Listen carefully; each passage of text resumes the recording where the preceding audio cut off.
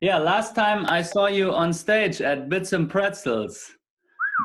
Nice. That was fun, wasn't it? That was huge. Yeah, that was in 2017. So, Oh, wow. Okay. Dang, that's a while ago. 2017. That was my first Bits and Pretzels. That was with Richard Branson, right? exactly, yeah. Wow. That was my first. That was my first. You saw me at the start of my journey, man. Oh, I'm honored. Yes, man. So Yeah. that was the start of your journey, right? I didn't know that that was your first time on Bits and Pretzels stage because you seemed so familiar with the stage and so professional as a moderator and a motivator of the day. That's the secret, man. You got to fake it till you make it sometimes. That was certainly my first time on that stage. It was certainly one of the biggest stages I've been on. But you give it everything you got, right? And you leave the door open for the future. That's what I believe. You give it your best in the present, leave the door open for the future. And look Excellent. what's happened now. 3 years later, still hustling, still doing events, bigger, better, brighter. It's great. Nice, man, nice. So yeah, so for the audience here, we just mentioned it. Dan is not only the moderator or the man of the event at Bits and Pretzel. You're doing a lot of things more, right? But to start with Bits and Pretzels, which I really love the event. Can you tell us a little bit about that? How you started with Bits and Pretzels and how you managed to get there? That is, I think, an interesting story as well. I got in my startup taxi before Andreas Bruckschlögel, right? Probably you Good. saw that episode, and he told me a lot about the event itself. But now I'm excited to hear your story, how you joined the Bits team. It started by a message in my spam folder on Facebook. True story, that's how it began. And so, as happens sometimes, you're going through your messages on Facebook, not the ones from your friends, but the ones that come from people you don't know. And there was a particular message from a guy called Felix saying, Dan, I saw you on stage. You seem fantastic. We need someone like you who's confident in English, who's dynamic, who's energetic. Can you host our event? It's called Bits and Pretzels, and we have people like Richard Branson there. And I thought to myself, that doesn't sound like the name of a real event. Bits and Pretzels sounds like a joke. And really, Richard Branson, like Sir Richard Branson is coming to your event, an event that I've never heard of. That sounds like a joke. And I decided, because I'm a believer that when someone gives you an opportunity, you should say yes. Don't let your ego get in your way. Don't let your pride get in your way. Don't even let your common sense get in your way. Sometimes you just got to open that door and see what happens. So I messaged him back saying, hi, thanks for contacting. And I knew which event. At that point, I'd only done one other event before. So I didn't have to ask him, which stage did you see me on? I had only done one stage before that, which was in Munich 2 months earlier, an event called Must. And that's how it started, was just by accepting an offer from a stranger to an event I did not know, with people I did not know, and now we're family, you know? I've done 4 seasons of Bits and Pretzels and about 220 events in the last 2 years, all Wow. because I dared to say yes to a spam message. So you probably saw that message a little bit later when it got in your spam folder. Oh, of course. I mean, then we took it off spam and we continued chatting and found out that Felix is a real person and this event is a real event and Sir Richard Branson was actually coming. And now it's become the monstrosity of a success story that it is. Nice. Have you been doing some sort of projects in Germany before, or was that your first time in Germany? Yeah, so there was the one event that happened 2 or 3 months earlier Yeah, from that when you he mentioned messaged me back. before. Yeah, so that was it. Before that, no. It had been 10 years. As a child, I had visited Germany with my parents, but never done work in Germany before. So All I literally right. went from doing a small project with the university, the Unternehmertum in Munich, and then a few months later, Bits and Pretzels. And Felix saw a video of you from that other event in Munich. He actually was there. He actually attended that other event. Yeah, Ah, okay, yeah. okay.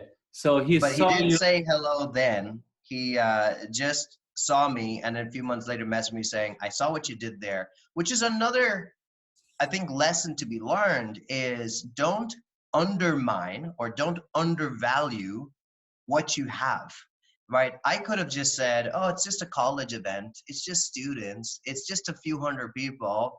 But I gave it my best. I remember I wore a three-piece suit. It was brown in color. I had all my notes ready. I had all my introductions ready. I treated it like it was the most important opportunity of my life. So And you, that's so you prepared for that kind of student event like it was the Oscars. precisely like it was the Oscars or the Grammys or the Super Bowl. I gave it my best, which is why I think Felix looked at it and went, okay, if this guy can do this with this small stage in a small room with a low ceiling, maybe he has potential for a big stage with a high ceiling with tons of people. And we've just kept growing ever since. Excellent, excellent. Yeah, yeah. I remembered when you stepped from the backstage to the stage at Bits and Pretzels 2017, and you introduced Stefan Raab. Yes. Yeah, Yes. and that was amazing. You put the atmosphere to a higher level with your motivational and your there's always some kind of vibe inside you. I think. But you know something? That is me. I feel that way when I'm in lockdown. So for context, for those of you who are watching this video in 2022 and 2024 and have forgotten, here in 2020, we are in lockdown and we are in our homes. But I wake up feeling energetic and excited. I go to sleep feeling hopeful for the next day. This is core to who I am. So what I bring on stage is who I am backstage. And I think you can tell fake people very quickly. And I think you can tell when people come on stage and they're doing an act of like, oh, I know everybody. And there's like an act. I actually was genuinely that excited. When I stepped out, I was like, look at all these Germans in the room. This is huge. This is a good, like, I actually was feeling that. And that's what was conveying out. And I'm glad that you and others felt motivated and lifted up. But I'd like to say that even if you meet me for a cup of coffee, even if we drive around in a taxi, you will get the same vibe. To me, it doesn't matter if I'm on stage or not on stage. If I am in an office building, in a workshop, in a one-on-one, on a Zoom call, YouTube, you're still meeting the same guy. That's just who I am. Exactly. I'm feeling the same right now. So you're right. That's awesome. That's good. Where are That's you right now? Where are you right now? I am in an elephant sanctuary in southern India. So this is where I have gone into lockdown. My parents live in a remote area away from any major city, away from any airport, away from any civilization. We're surrounded by trees, coconut trees, mountains, wild peacocks, rabbits. Right. I'm really far away right now from everything. Is that because of lockdown that you went to see your parents and stay there for the lockdown until everything is being as calm again? Yes. Yeah. Exactly. Okay. Mm-hmm. I love Indian curry. It's a great food, but I cannot eat as spicy as you, I believe.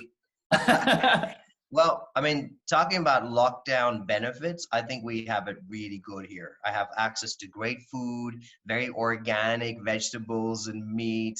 Yeah. We have a lot of diversity in music and movies. So I'm very blessed. We have a lot of space around us. I was thinking, because I live in a few different cities around the world. So I was thinking, what if I was stuck in Abu Dhabi or Dubai, you know, in one of those skyscraper buildings in a small studio, and we wouldn't even be allowed outside? Or what if I was in New York City, or like all these other places I could be, and I'd be like so contained. Whereas here, we have a beautiful park, we have a tennis court, and I've got like space to be outside. So I'm very grateful, very, very grateful. And where are you living right now when you're not in India? I don't live anywhere. I always say I live nowhere but everywhere. So I usually fly every 3 to 4 days to a new city. And that's because Really? I'm usually hosting a conference once to twice a week, usually. Now, during the summer, I take a few weeks off, and at Christmas, I take a few weeks off. But rest of the year, I am booked flat out. And so I am just hosting conferences, and usually it's physical conferences. Now it's virtual, right? So this week I am doing 4 podcasts and 2 webinars this week, but usually I am doing like 1 to 2 events a week. So I'm like just in a average month, I usually will take about 10 to 12 flights. I'm usually in about 4 to 6 cities, usually in 2 continents per month. And besides being a moderator for all those events, what else are you doing? You're such a motivational person. So let us know what else, where do you motivate people as well as on stage? Yeah, I think my life is a little bit different because I focus on why, not on what. So what I do is I'm a MC and a speaker at tech conferences. But why do I do it? And why I do it is because I like to help people start now, start simple. This is my motto. Start right now. Today's your moment. Seize this moment. Don't put off to the future. Like here. And start. Start. There you go. Exactly. Fail. Succeed. That's it, right? That's exactly it. And start simple is essentially start with the resources that you have right now, whatever you have. You don't have to wait till you get your phone upgrade. You don't have to wait till you get a big studio. With whatever you have, start. So this is my mission, and the what, like how I achieve that is what's different. So primarily it's emceeing and speaking, but also I do workshops on public speaking, on personal branding, on social media marketing, on a lot of these different topics, pitching for fundraising.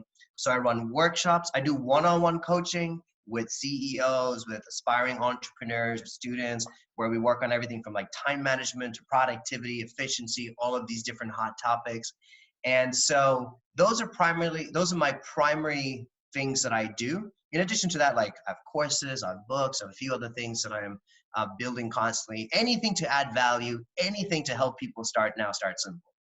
What is the most important thing or the most often asked question to you, and where you give some advice? Well, the most asked question to me is different from where I give advice the most. So mostly the question I get asked the most on all social media and when I'm meeting people is, how do you get all this energy? But that's not why they're hiring me. And so usually why they're hiring me is because people have lots of dreams, and then they see lots of obstacles in achieving those dreams. And what I am really good at is unlocking those and helping people, like I keep saying, start now, start simple. So someone might want to be a comfortable professional speaker, but they have anxiety issues, they have stage fright, maybe they have a stutter, maybe they don't know how to tell good stories. And so I will help them with that. Or maybe they're an entrepreneur that wants to build a business, but they don't have funds, they don't have a team, they don't have a minimum viable product. And so I will help them on that. So whatever their dreams are, so usually it's they have a goal, they have a dream, they see more of themselves than their current situation, and they want to get there. And I'm the guy that can help them get there. But the question I do get asked the most is like, where do you get all this energy from? But that's different. That's not what I train them in, because this is my personality, but I don't want everyone to just become a robot of DanRam. I want everyone to be authentic. I want everyone to be the truest version of themselves. And I don't think imitation or copying is the way to do that. So it's a question I get asked the most, but it's not the question I answer the most. The question that I answer the most is, Dan, this is my dream. Can you help me? And my answer is yes, let's go do it. Yes, let's go do it. Exactly. So what would you recommend? What you say to such a person asks you, how can I achieve my dream? Yeah. So I think it comes down to a few things. And this is where like the accountability between me and them helps in a coaching format, right? Because coaching is different from mentoring. Mentoring is when someone asks you, Dan, this is my dream. How can I achieve it? And then I will tell you advice from my life. Coaching is when I hear that question and then I ask them the questions that help them get ahead, right? So slightly different, because in mentoring, the idea is that I have the knowledge. In coaching, it's that they have the knowledge. We just have to unpack it. And so usually it's through series of questions, I'll be like, okay, what are those dreams? Why do you have those dreams? How will you measure success in those dreams? What are some of the challenges in achieving those dreams? Who are some of the people that you need in order to achieve those dreams? So there's all these questions that I will ask, and we'll start building that story. And in that process, we then come up with micro goals, because we're all very good at dreaming the big goals, but do we know how to get the micro goals that will help us achieve that top spot? So I think that's the part that a lot of people struggle with, as they go, I want to write a book, and I know that I need animation and graphics, I need the actual content, I maybe need some testimonials, I need to have a cover, I need to have publishing, I need to have printing, I need this, I need this, I need this, I don't have time, and then they don't do it. And I'm the one who breaks it down and go, okay, Saturday, how much time do you have? 60 minutes? Great. Sketch out a table of contents. Sunday, how much time do you have? Only 20 minutes? Good. Mail that table of contents to 4 friends, get their feedback. Next week, how much time do you have? 8 hours? Good. 2 hours per chapter, as much as you can in those 2 hours, go. And so like, I'm really good at breaking things down so it's achievable and we can build momentum. So you think most people struggle to achieve their big goals because they are just feared of this big goal, and so they won't start anywhere because they think it's too big. I don't know where to start. Exactly. They have no idea where to start. They want to start, but they don't know where. And they don't have a blueprint. And I think why I prefer coaching than mentoring is, again, with mentoring, I say, this is the blueprint. This is step 1, 2, 3, 4, 5, 6, 7, 8, 9, 10. I'm at number 10. Let me help you get from 1, 2, 3, 4, 5, 6, 7, 8, 9, 10. In coaching, I go, what to you is your 10?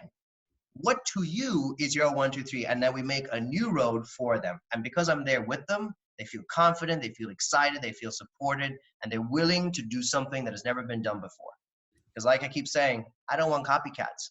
You know, I don't want someone to just take one book and go, okay, this book has 498 pages. So I will write a book with 498 pages. This has a white cover. That's a nice idea. I'll make a white, that's copying.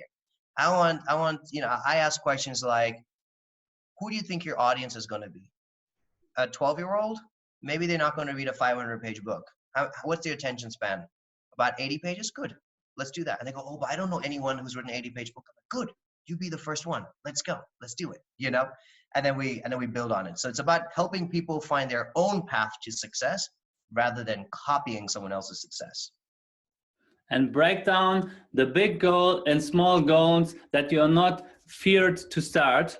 And as well, you mentioned before, just start with the things you have now. Don't wait before you have a big studio. Don't wait until you have a big team, whatever. I know those people that are telling me, yeah, I cannot start now. I want to, you know, when I have this and that and this, then I can start. The part that's funny is that when people achieve, everybody wants to ask them, how did you get there? But then they never apply that, because all of them took a step. All of them did some action, but everyone else is just waiting. And I'm like, what are you waiting for? You know, what door are you waiting for? What opportunity are you waiting for? But I know, like, even for me as a speaker, people always go like, how do you get started? And really it was like, just in school, when the teacher said, can you please read this like paragraph? Yes. And then you give it your best. At church, when they say, can you please read a few verses of the Bible? Yeah, that's how it starts for everybody. Like, you just use the opportunity that you have right now. I didn't wait till I had Bits and Pretzels to start speaking. I was doing it for years before that. Years. You know, I think everyone's waiting for like the paid opportunity or the big opportunity. But for me, like schools, colleges, churches, music groups, family events, game nights, like, I don't know how many hundreds of unpaid, voluntary, casual speaking events and opportunities I had. And every time I gave it my best. And that's why when a paid opportunity came, got it, right? But that's what people keep thinking, is like, I want the paid opportunity, but are you going to do the work before that to just start to learn your craft, right? So you start with this YouTube channel, and off of this YouTube channel, maybe a TV show will say, hey, can you host our TV show?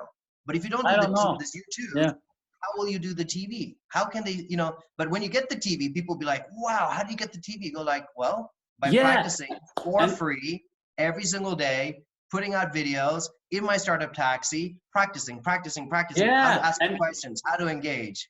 And videos which not perform any good. Videos, some videos perform very good, some others not. So that's also, I'm struggling with that. And I sometimes think, wow, that was a lot of effort to do this video. Why is there only 100 views for this video? Yeah, maybe but some months later, some video claims the ladder and grow later. So you never know before. So but it's normal that you think, oh man, that was such a lot of effort and it's not so good. You know, the same with the English videos. I started all the channel in German, and then also all of the subscribers were Germans. Then I started when I was traveling. I traveled a lot to Asia, yeah, to not only Singapore, to Thailand, Vietnam, Malaysia, Indonesia, Hong Kong, and I love Asia, you know. Yeah, and then as I started with videos, and I met inspirational people there as well. I thought, okay, I want to make a video here. Okay, that must be in English. So I uploaded the stuff in English. And you know what? What I built up before in German, that was like I started again on the same channel with English. People are lazy, you know. I thought when in this special kind of topic with startups, economics, and so on, I believe everyone who subscribed, also the Germans, can talk and listen to English. It's no problem. But people are lazy. And when I started uploading the English stuff, the subscribers went down, the numbers of views went down. I saw on my last trip, which was in autumn last year from November to December, I uploaded like 20 videos in English, and it was like everything, the numbers went down, you know? But I didn't care. I said, yeah, okay, that's it. I know I should continue with German stuff, but I want to talk to people as well who have a story to tell. And then when it's only possible in English, then I do this in English. Like with you right now, I don't care, you know. But even if I know that, but that, maybe it's a bit harder. It takes a bit more longer. But yeah, that's my story. So it's not so like I plan everything and structure it and like a business plan. Then the fun for me is away, you know. It's not fun anymore. So like a blueprint. Your sweatshirt says start, fail, succeed. Yeah, exactly. And it's the same like Nas Daily said to us when we met him in Singapore. He said people are always telling him that one video that was an overnight success, which he made in Thailand, and that video blew up and millions of people were watching. And before that, Nas Daily was a failure, he said, right? But that video came after day 270. So when he started and he quitted his job in the US and he booked a one-way flight to Kenya, he was uploading every single day a video after a video, even if he was sick, even he was feeling not good, even he was frustrated and demotivated because of bad numbers. He continued and started to upload one video after another every single day. And after 270 days, one video blew up and people told him, oh yeah, you're the lucky guy, that was an overnight success. But he said, yes, it was an overnight success, which took me 270 days. And 270 days is a short amount of time. So in some ways, it is a little bit of an overnight success. But yes, you have to put in the work. You have to put in the foundation. So yeah, that's amazing. What a story. That's awesome. So the same with you. You just told me you have been doing speeches and talks over and over again years before I saw you on the big Bits and Pretzels stage. When did you start with talking, and when did you feel inside that you want to become a motivational speaker and a host of events? I don't think I ever had that dream, ever. I don't think that was a goal. I mean, now when you go on YouTube, you can see motivational speakers, keynote speakers. I didn't have a single motivational speaker or a keynote speaker until maybe I was 26, was probably the first time I even knew there was such a thing as motivational speakers or keynote. Maybe not 26, maybe like 24. Before that, I didn't even know this was a career option. I didn't even know this was something that people did. I didn't grow up going to conferences. This is not like something in my world because I grew up mostly in Africa, right? So we were not doing conferences there. So to me, this has been very, very new as a goal, as a dream, and it really came out of necessity, right? So it was because I was pitching with my startups, because before this I was an entrepreneur, and I was at these conferences pitching, and I realized that the energy was so low, and I would spend the first few seconds or minutes of my talk just exciting people to go, hey, I have a cool idea to share, will you please pay attention? And I thought, you know, if I can't be the only speaker that's struggling. So I started listening to the other speakers, and they said, oh, this conference is so long, the MC is quite boring, they're just doing the same things. So I thought, okay, you know what? Let me help the speakers out. So it didn't start as a job. It started as a thing, as a friend. I would tell my friends who were speakers, let me introduce you on stage because we're buddies, you know? So I'll introduce you well. And they said, yes. So I would come on before them and I'd tell the audience, you guys ready? You guys excited? I've got my friend, you know, Sean, who's going to come on stage and I can't wait to introduce him. And let me tell you something about him. This is funny. This is interesting. Welcome my buddy Sean. And it started like that, and it just started growing and growing. And then other, you know, small events, you say, hey, can you introduce my friend? And can you introduce my friend? It just started getting bigger and bigger and bigger. So it's all about momentum, but it never started with a contract. It started as finding a problem and solving it.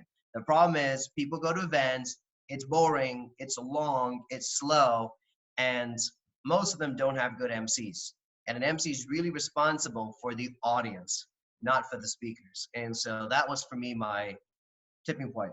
So it's only about 3 years ago. It's all quite new, this whole emceeing thing. But the speaking I've been doing for a long time. As the CEO of my business, I had to speak to my staff almost daily. As a radio presenter, I had to do a show once a week. As a lecturer in the university, twice a week, I was teaching my students a bachelor's class and a master's class. When I was working for the UN, when I was working for World Vision, there was obviously board meetings and other sessions that I had to lead. So I've been like I've been speaking for years and years and years. But as an MC, this is new. You seem to be happy now when I'm watching you, even if your core thing, which makes you happy to be on stage, to go to events, this is not there right now, and you seem to be happy. How do you do this? This is an important question, and I love this question. So thank you for asking. I think when you focus on the eternal rather than the temporary, when you focus on the macro as opposed to the micro, when you see life in the long term and not just the short term, then you can start enjoying what is here and now. And what I mean by that is, a lot of people go, let's take an example. This is a dumb example. If I had a Ferrari, I would be happy. So how do they feel today? Not happy because they don't have a Ferrari. How do they feel tomorrow? Not happy because they don't have a Ferrari. How do they feel next week? Not happy because they don't have a Ferrari. But the way I think is, one day I will have a Ferrari. And today I will do my one step to get closer to that goal. So I'm happy because I can see that in the long term, this is the direction that I'm going. Now, I hate that example because I don't really care for Ferrari. But let's say even like my dream job of being an MC, right? Even when I was a student, even when I was an entrepreneur, even when I was teaching in the college, even when I was on radio, all those situations made me happy because I could see that this is getting me in the direction that I want to go. I was focusing on the macro of my life being of learning, of growing, of activating, and not the micro of this moment, right? So like 10 minutes before this beautiful opportunity to talk to you, I was just sitting on my computer by myself. It wasn't very special. And a lot of people will think, a bad day. But I was thinking, I'm about to come on the show. Woo, go YouTube. This is going to be fun, right? And because I could see that, I was happy even on my computer. So that's why I've said it really poorly. But essentially, I don't focus on like the micro or like the short term or the temporary, you know, like, oh, I had a nice burger, so I'm happy now. Oh, next hour I'm so hungry, I'm not happy. Instead I go, no, my life is about growth. My life is about learning. My life is about great people. My life is about achieving goals. And every day I take little steps to get closer there. And so as long as I'm moving, I am happy. So focus on the big, don't focus on the small. That's at least for me what helps me. And whenever I'm feeling bad, like if I'm not productive and I'm like, oh, I was not productive, I go, okay, but can I change that right now? Can I read something? Can I learn something? Can I achieve something? Yes, bam, we're back on track. So I don't focus on the unproductive side. I'm like, yes, now we're getting towards our goal. Dan, thank you very much for this great words at the end of our talk. I really enjoyed it. And for all of you watching, if you enjoyed this show, give a thumb up and subscribe to the Startup Taxi and to DanRam. And we see each other next time. Und damit bin ich raus. Bam!